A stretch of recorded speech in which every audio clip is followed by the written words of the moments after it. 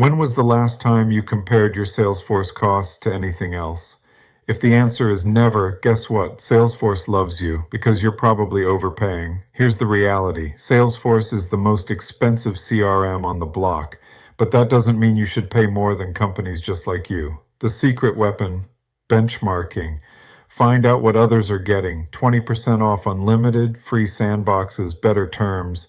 When you bring that intel to the table, Salesforce knows you're not an easy mark. And then alternatives. No, you don't have to rip out Salesforce completely, but even evaluating HubSpot, Microsoft Dynamics, or another tool for one region or business unit sends a loud message. I've seen clients issue RFPs just to make Salesforce sweat. Suddenly, top execs show up offering discounts, extra support, even free add-ons.